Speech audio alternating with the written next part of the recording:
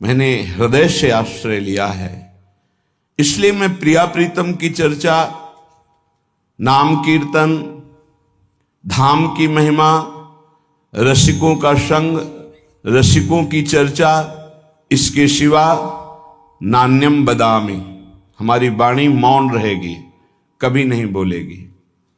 धन्य है वो उपासक जो इस निष्ठा को प्राप्त है। नान्यम बदामी, हरिवंश महाप्रभु कहते रसना कटो जो अन रटो। अगर प्रियालाल की चर्चा के सिवा कुछ अन्य बोलूं तो मेरी जबान कट जाए। नान्यम बदामी, देखो ये निष्ठा बिना धारण किए वाक्येंद्री पावन नहीं होगी। वाक्येंद्री पावन नहीं होगी तो उसी में विराजमान रसेंद्री भी अपावन रहेगी। रसेंद्री बिगड़ी हुई है तो जनेंद्री को शासन में ले ही नहीं सकते, अर्थात समस्त इंद्रियां आपको अपने अधीन कर लेंगी। जो इंद्रियों के अधीन होता है उससे पापाचरण बनता है, जिससे पापाचरण बनता है उसकी दुर्गति होती है। बिना निष्ठा के नहीं। निष्ठा मानो ऐसी ब्रेक है कि तत्काल उसको रोका जा सकता है। जो हमारी संसार की तरफ वृत्तियां बढ़ रही उनको तत्काल रोका जा सकता है। निष्ठा में ताकत है और किसी में।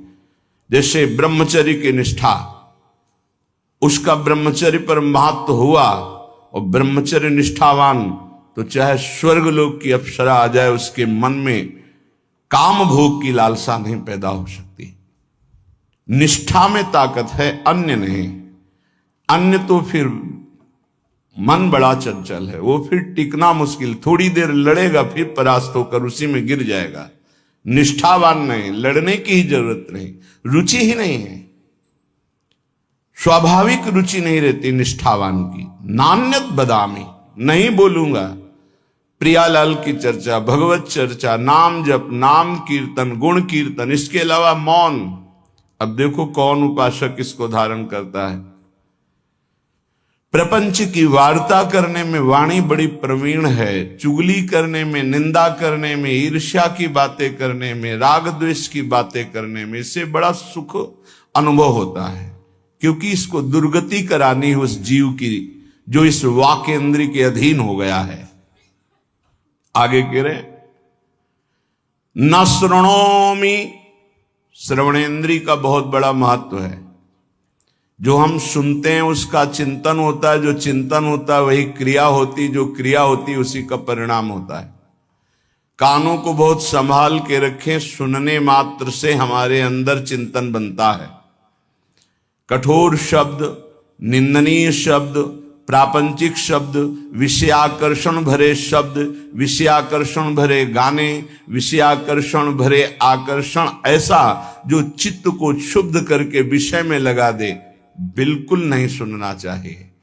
ऐसी परिस्थिति में यदि श्रवणेन्द्रिय को शासन में लेने का युक्ति नहीं पता है तो कान में उंगली डाल लो और वहां से हट जाओ, नहीं तो श्रवणेन्द्रिय को तत्काल अंतर्मुख किया जाता है। बाहर केवल जैसे चिड़ियां चहचहा रही आवाज मात्र है, शब्द का बोध नहीं हो सकता, क्योंकि श्रवणेन्द्रिय अंतर्मुख शब्द का चिंतन कर रही, नाम का। पर ये बहुत अच्छे उपासक की स्थिति होती है जहां आपको ऐसी स्थिति ना हो और प्रपंच वार्ता हो, भगवत चर्चा रहित वार्ता हो, कान में उंगली डालकर वहां से हट जाना चाहिए, चाहे जैसी सभा हो, नहीं तो उपासना खंडित हो जाएगी, उपासना बाधित हो जाएगी। ऐसा कौन साधक करता है? जिसका लक्ष्य बन गया है भगवत प्राप्ति। अन्यथा संयोग बना तो सत्संग भी सुन लिया, संयोग बना तो कुसंग भी सुन लिया। खलऊ करें भरी पाए सुसंगु और मिटे न मलिन स्वभाव अभंगु। दुष्ट स्वभाव के लोगों को भी कभी कभी भगवत कृपा से संत संग मिल जाता है, पर वो अपने स्वभाव के वशीभूत हुए सत्संग का लाभ न लेकर वहां भी अभिमान आदि दोषों से युक्त हृदय होने के कारण वो वंचित रहते हैं, सत्संग के प्रभाव से वंचित। खलऊ करहीं भली पाई सुसंगु पर मिटे न स्वभाव मलिन अभंग। जो मलिन स्वभाव है वो उनका इतना कठोर हो गया है कि वो बदलना ही नहीं चाहते। तो अपने लोग तो बड़े कृपा पात्र हैं जितने सब सुन रहे हैं, तो नान्यम बदामी, वाणी से किसी की निंदा चुगली ये मत बोलो, भगवत चर्चा करो, नाम कीर्तन करो, गुण कीर्तन करो। जो संसारिक व्यवहार व्यापार की वार्ता है, पहले राधा बोलो, मध्य में राधा बोलो, बाद में राधा बोलो और उसको समर्पित कर दो, भजन बन जाएगा, महान सुख प्राप्ति का वो कर्म बन जाएगा, वो योग हो जाएगा। आगे कह रहे हैं न चिंतयामी, तो जो हम देखते हैं, सुनते हैं, बोलते हैं, इसका चिंतन होता है। इसलिए 3 बातों को कहा है, रसना कटो जो अनरटो, निरख अन फुटो नयन, श्रवण फुटो जो अन सुनो श्री राधा जस बैन। अगर किशोरी जी का जस नहीं है तो हम बोलेंगे नहीं, सुनेंगे नहीं, देखेंगे नहीं, क्योंकि जो बोला जाता है, सुना जाता है, देखा जाता है तो उसका चिंतन होता है। तो न चिंतयामी, अगर चिंतन ठीक करना है, चिंतन से भगवत प्राप्ति होती है। अनन्य चेता सततम यो माम स्मृति नित्यशः तस्याहम सुलभा पार्थ नित्य युक्त योगिना। भगवान अनन्य चिंतन वाले को कहते हैं मैं उसे सुलभ हो जाता हूं, मैं स्वयं सुलभ हो जाता हूं। पर चिंतन करना बहुत कठिन बात है। बाहरी साधनाएं भगवत प्राप्ति की ऐसा कर भी सकता है कोई पुण्यात्मा, पर भगवत चिंतन निरंतर होना ये कोई महात्मा ही कर सकता है। महात्मा गृहस्थ में भी होते हैं, विरक्त में भी होते हैं। महात्मा एक स्थिति का नाम है, भेष का नहीं। अगर वेश है, स्थिति नहीं, तो महात्मा नहीं। भेष नहीं है, स्थिति है, तो महात्मा है। वो महात्मा है जो वाणी के द्वारा सत्य और मृदु और हितकर भगवत चर्चा, नेत्र के द्वारा सर्वत्र भगवत भाव से दर्शन, श्रवणेन्द्रिय के द्वारा सर्वत्र जो वाणी है वो भगवत स्वरूप है, शब्द ब्रह्म में है, ऐसा मानकर उदासीन हो गया है, केवल भगवत चर्चा सुनता है, नाम कीर्तन सुनता है, भगवत भाव से युक्त जो महान पुरुष है उनके चरित्रों को सुनता है, जो व्यवहार की वार्ता करता है वो भगवत समर्पित नाम युक्त। अब उसका चिंतन अनन्य बनता है। जिसका अनन्य चिंतन बनता है उसकी पूरी जिम्मेवारी श्री भगवान ले लेते हैं। प्राप्ति जो भी तुम्हारा ऐश्वर्य वैभव भगवत सामग्री है उसकी रक्षा करना, और जो अप्राप्त की प्राप्ति कराना है वो जिम्मेवारी श्री भगवान ले लेते हैं। अनन्य चिंतयन्तो माम ये जनाः पर्युपासते तेषाम नित्याभियुक्तानाम योगक्षेमम वहाम्यहम। मैं उसके योगक्षेम का स्वयं भान करता हूं जो मेरा अनन्य चिंतन करता है। अनन्य चिंतन वही कर सकता है जिसकी वाणी पवित्र, श्रवणेन्द्रिय पवित्र, नेत्रेंद्रिय पवित्र। तो न चिंतयामी, इसके विरुद्ध हमारा कभी चिंतन नहीं होगा। चिंतन कहते हैं जो अंदर ही अंदर चलता रहता है, वो भगवत चिंतन, वो भगवत प्राप्ति कराता है। बाहरी साधनों का फल है अंदर का चिंतन, निरंतर अपने आराध्य देव का होने लगना। तो नान्यद ब्रजामी, एक भी कदम हम भगवद विमुख नहीं चल सकते। कहां जा रहे हो, क्या करने जा रहे हो, ये कभी विचार करते हो? तुम्हारे पैर कहां जा रहे हैं, तुम्हारा लक्ष्य क्या है जाने का? ये जो पैर चल रहे हैं किस दिशा में जा रहे हैं, किस हेतु से जा रहे हैं? संभालो। संसार के मार्ग में कुमार्गगामी चरण ना होने पावे तुम्हारे, नहीं तो आचरण नष्ट हो जाएंगे। आचरणहीन की दुर्गति होती है। कहां जा रहे हो? मदिरालय? रोको अपने चरण को। कहां जा रहे हो? गलत आचरण करने जा रहे हो? रोक लो अपने पैर को, वापस लौट आओ। जिस यात्रा में यात्री अपने मार्ग को नहीं पहचानता वो भटक जाता है, वो भूल भुलैया में फंस जाता है, फिर उसका जीवन पूरा नष्ट हो जाता है। ये ऐसी भूल भुलैया माया की है। एक बार इस दलदल में फंस गए, निकलना बड़ा कठिन है। सत्य मानिए, हर इंद्री का दलदल है। जनेन्द्री के भोग में फंस गए, निकलना मुश्किल। रसेंद्री के स्वाद में फंस गए, निकलना मुश्किल। नेत्रेंद्री के रूप में फंस गए, निकलना मुश्किल। ये बहुत विचित्र भगवान की माया। कहां जा रहे हैं तुम्हारे चरण, किस दिशा को, क्या लक्ष्य है? विवेक के द्वारा रोक लो। अगर सही दिशा है तो उत्साह संपन्न होकर नाम जप करते हुए जाओ, अगर गलत लक्ष्य है तो तत्काल रोक लो, जबरदस्ती वापस हो जाओ।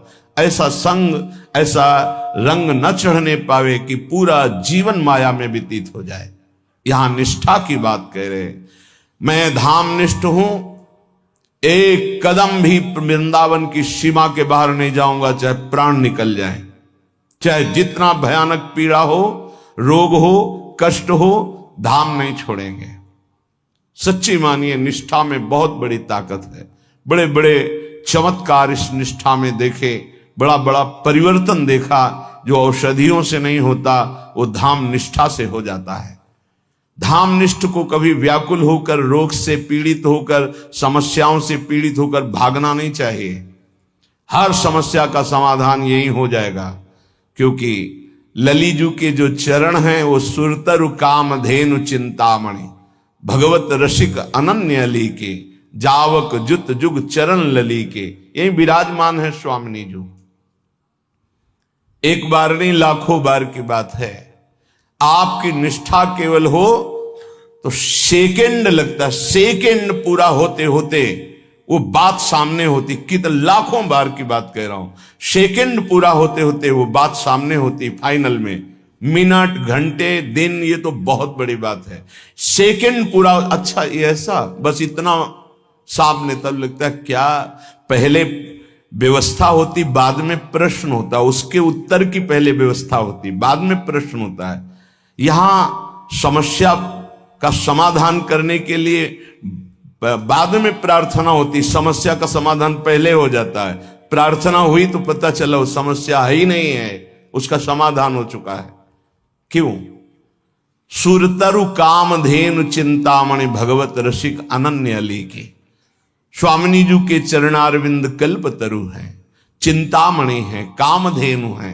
तत्काल समस्त कामनाओं को पूर्ण करने की सामर्थ्य श्री प्रियाजू के गोरे चरणारविंद में है, और वो अपने महल में यहां विराजमान है। ये उनका महल है। ऐसा कौन सा कष्ट है जो तुम्हें इतना विचलित कर दे प्यारी जू के महल को छोड़ने के लिए?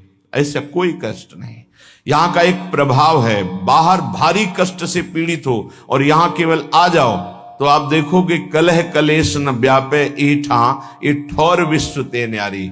यहां आते ही एक उस क्लेश का समन होने लगेगा और आपको एक आनंद की अनुभूति होने लगेगी। चाहे आप मानसिक रोगी हो या शारीरिक रोगी हो, यदि आपको रसिकों का संग मिल गया और वृंदावन का आश्रय, तो आप देखेंगे कि वो आपको प्रभावित नहीं कर पाएगा।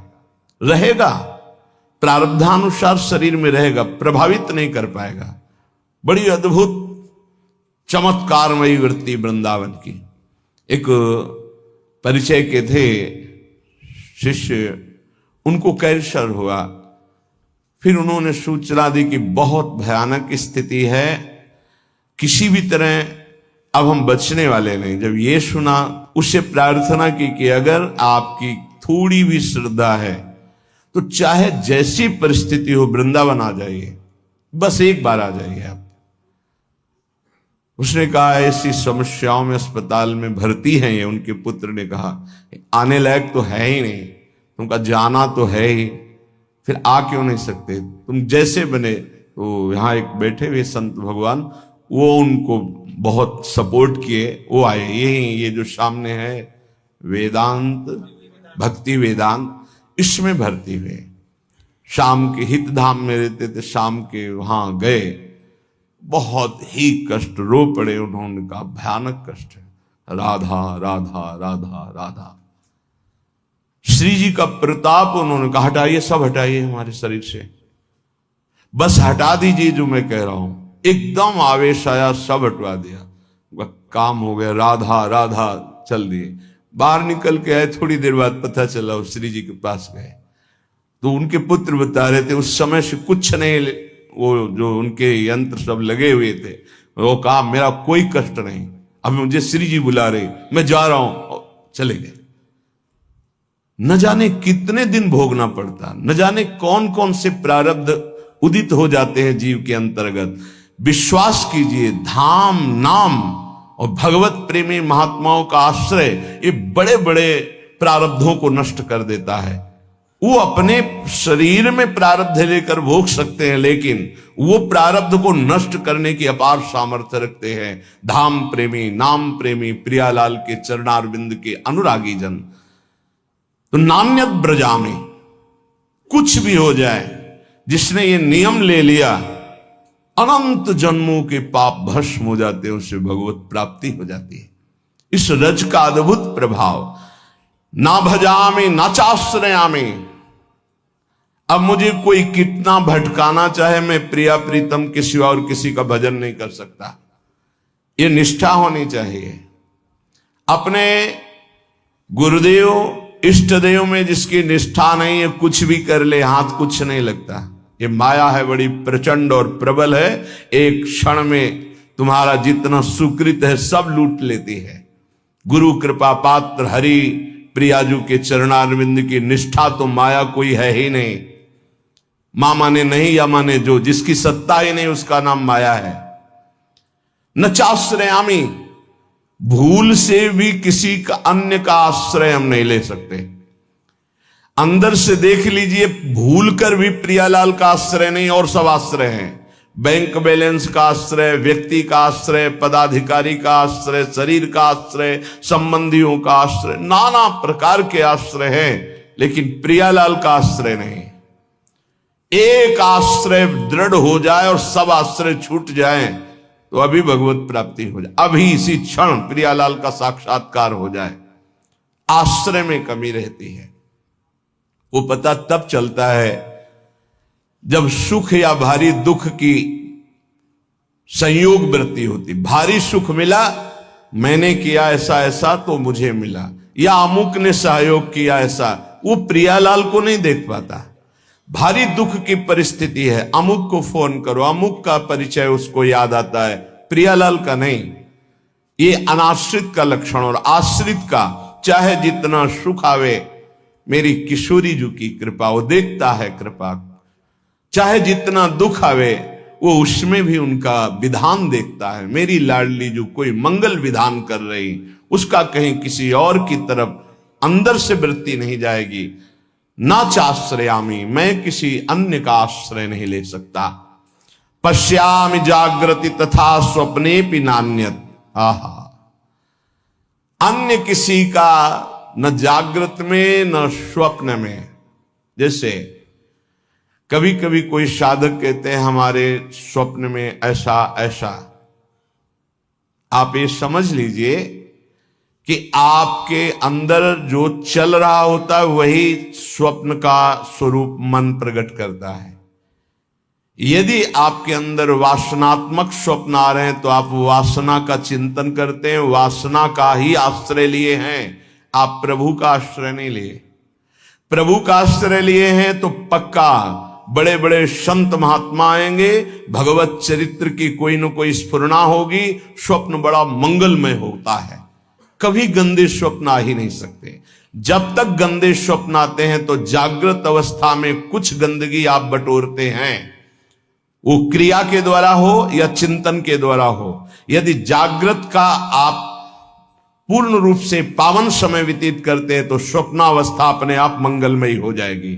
ये स्थिति पहचानी जाती है साधक की कि किस कोटि का साधक है। स्वप्न गंदे कभी नहीं आ सकते और स्वप्न आने का समय ही नहीं रहता। बहुत कम निद्रा के लिए समय दिया जाता है, तो उस समय जो होता है वो भागवतिक स्वप्न आएंगे या कोई आदेश होगा, संकेत होगा, अन्यथा नहीं। जागृत स्वप्न सुसुप्त स्फुरत में राधा पदाब्ज छटा। यहां श्रीपाद कह रहे पश्यामि जागृति तथा स्वप्ने भी नान्यत। ना जागृत में ना स्वप्न में किंचन मात्र किसी अन्य का चिंतन, अन्य का आश्रय नहीं। स्वप्न गंदा, चिंतन आपका गंदा है, इसलिए आया है। उसे नकारिए नहीं, स्वीकार कीजिए और चिंतन को बदलिए। नहीं, जो स्वप्न है वो प्रमाणित करता है आपकी स्थिति क्या है। जैसे संसारिक लोगों के ऐसे ही कल्पनात्मक वृत्तियां वो पकड़ नहीं पाते, वही सब उसको स्वप्न में दिखाई देता है। महाभागवत जनों का स्वप्न अपने आराध्य देव का होता है। श्री राधिका रति विनोद वनम बिना हम, बिना वृंदावन के हमारा कोई अस्तित्व नहीं। धन्य है श्री वृंदावन के बिना हमारा कोई अस्तित्व नहीं, अन्य कोई आश्रय नहीं। अपना अस्तित्व वृंदावन प्रिया प्रीतम, अपना आश्रय वृंदावन प्रिया प्रीतम। इसका फल क्या होगा? श्रीपाद कह रहे हैं कि वाण्या गद गदया कदा मधुपतेर नामान संकीर्तये धाराभिनयनाम भसाम तरुतल क्षोणीम कदा पंकये दृष्ट्वा भावनया पुरो मिल दिव स्वांतैक भोग्यम महो द्वंद्व हेम हरिन्मणिच्छवि कदा नंसे मुहुर्व्यूहला। इस निष्ठा का परिणाम क्या होता है? तो बोले वाणी उसकी गदगद अवरुद्ध हो रही और कीर्तन कर रहा है। वाण्या गद गदया कदा मधुपतेर नामान संकीर्तये।